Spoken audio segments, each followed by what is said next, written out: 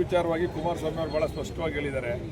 ನಾನು ಪಾಪ ಹೆಣ್ಮಕ್ಳಿಗೆ ತೊಂದರೆ ಆಯ್ತದೆ ಅಂತ ಅಂದ್ಬಿಟ್ಟು 40 ಏನೋ ಇದರಲ್ಲಿ ಅವ್ರು ಕೊಡ್ತಕ್ಕಂಥ 40% 45 ಅಲ್ಲ ರೀ, ನೀವೇ 40% ಕೊಡ್ತೀವಿ ಅಂತ ಹೇಳಿದ್ದಾರೆ. ನಮ್ಮ ಉಪಮುಖ್ಯಮಂತ್ರಿಗಳು 50% ಕೊಡ್ತೀವಿ ಅಂತ ಹೇಳವ್ರೆ.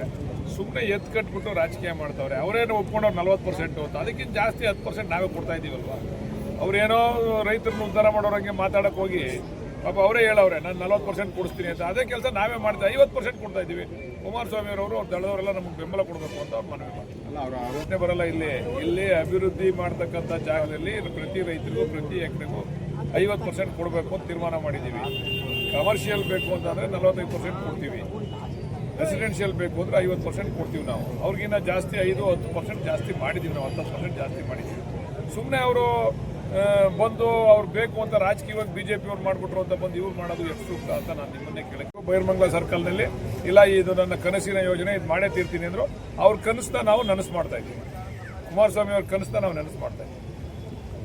ನೋಟಿಫಿಕೇಶನ್ ಮಾಡಿರಲಿಲ್ಲ, ಇವ್ರು ನೋಟಿಫಿಕೇಶನ್ ಮಾಡಿದ್ದಾರೆ ರೀ. ಮೊದಲು ರೆಡ್ ಝೋನ್ಗೆ ಸೇರಿಸ್ತವ್ರೆ ಯಾರು ರೀ? ನೋಟಿಫಿಕೇಶನ್ ಮಾಡಿದ್ರೆ ರೆಡ್ ಝೋನ್ ಸೇರಿಸ್ಕೊಂಡ್ಬಿಡ್ತದೆ ರೀ. ಸುಮ್ಮನೆ ರಾಜಕೀಯವಾಗಿ ಮಾತಾಡಕ್ಕೆ ಹೋಗ್ಬಾರ್ದು. ಅವರೇ ನೆನ್ನೆ ಅವ್ರು ಭಾಷಣ ಮಾಡ್ಬೇಕು, ಅವ್ರು ಹೇಳೋರಲ್ರಿ, ನೀವು ನೋಡಿದ್ರಲ್ಲ, ಕೇಳಬೇಕಾಯ್ತು. ನೀವು ಯಾರು ಯಾಕೆ ಕೇಳಲಿಲ್ಲ?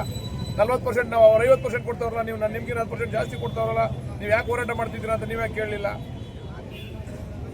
ಕೊಡ್ತಾ ಇದ್ದೀವಿ. ಅವರೇ ಹೇಳೋರೆ ಬೆಂಗಳೂರು ವೇಗವಾಗಿ ಬೆಳೀತಾ ಇರೋದ್ರಿಂದ ಟೌನ್ಶಿಪ್ ಅನಿವಾರ್ಯ. ಇಲ್ಲಿ ಒತ್ತಡ ಜಾಸ್ತಿ ಇದೆ ಬೆಂಗಳೂರು ಮೇಲೆ, ಟೌನ್ಶಿಪ್ ಅನಿವಾರ್ಯ. ಅದಕ್ಕೆ ನಾನು ರೈತರಿಗೆ 40% ಕೊಡ್ತೀನಿ ಅಭಿವೃದ್ಧಿ ಜಾಗದಲ್ಲಿ ಅಂತ ಅವರೇ ಒಪ್ಕೊಂಡವ್ರೆ.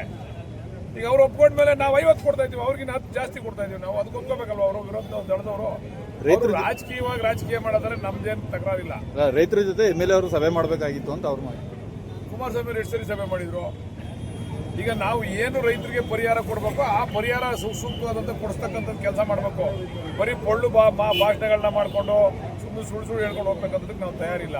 ನಾನು ಅದಕ್ಕೆ ಅವ್ರಿಗೆ ಹೆಚ್ಚಿಗೆ ನಮ್ಮ ರೈತರಿಗೆ ಅನುಕೂಲ ಆಗ್ತಕ್ಕಂಥ ರೀತಿಯಲ್ಲಿ ದರವನ್ನು ನಿಗದಿ ಮಾಡಬೇಕು ಅಂತ ನಾನು ಫೈಟ್ ಮಾಡ್ತಾ ಇದ್ದೀನಿ. ಅದು ಮಾಡಿದ್ರೆ ಆದ್ಮೇಲೆ ಪ್ರೆಸ್ ಮೀಟ್ ಮಾಡ್ತೀನಿ ನಾನು. ಈಗ ರೈತರ ಅಪೇಕ್ಷೆ ಏನಿದೆ ಎಲ್ಲ ರೈತರನ್ನು ಕೇಳಿದ್ದೀನಿ ನಾನು. ಆಗ್ಲೇನೆ ಎಲ್ಲರನ್ನೂ ಕರೆದಿ ಮನೆ ಹತ್ರ ಎಲ್ಲ ಮಾತಾಡಿದ್ದೀನಿ. ಅಪೇಕ್ಷೆ ಏನಿದೆ ಅಪೇಕ್ಷೆ ನನ್ನ ಗಮನಕ್ಕೆ ತಂದಿದ್ದಾರೆ. ಅಪೇಕ್ಷೆ ಇದೆ ದರ ನಿಗದಿ ಮಾಡೋದಕ್ಕೆ ನಾನು ತಯಾರಿ ಮಾಡ್ಕೊತಾ ಇದ್ದೀನಿ. ಕುಮಾರಸ್ವಾಮಿ ಅವ್ರದ್ದು ದಾಖಲಾತಿಗಳಿದ್ರೆ ಕಂಪ್ಲೇಂಟ್ ಕೊಡಲಿ, ಅವ್ರದ್ದು ಮೇಲ್ಗಡೆ CBI ಐತೆ, CBI ತನಿಖೆ ಕೊಡಲಿ. ನಾವು ಅದಕ್ಕೆ ಏನು ಮಾಡೋಕ್ಕಾಯ್ತದೆ? ಬೇನಾಮಿ ಅವರೇ ಮಾಡ್ಕೊಂಡಿರೋದು. ಲೆಟರ್ ನೋಡಿದ್ರಾ? ಅನಿತಾ ಕುಮಾರಸ್ವಾಮಿ ಅವ್ರ ಲೆಟರ್ ನೋಡಿದ್ರಾ?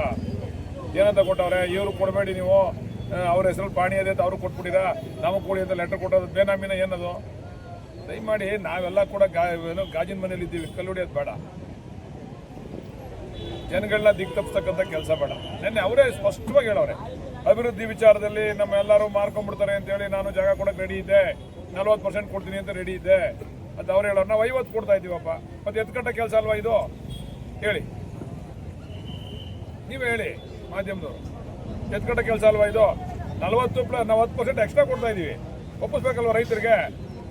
ರಾಜಕೀಯವಾಗಿ ನಾವು ರಾಜಕೀಯ ಮಾಡ್ತೀವಿ ಅಂದರೆ ಅದಕ್ಕೆ ನಮ್ದೇನು ತಕರಾರಿಲ್ಲ. ಅದಕ್ಕೆ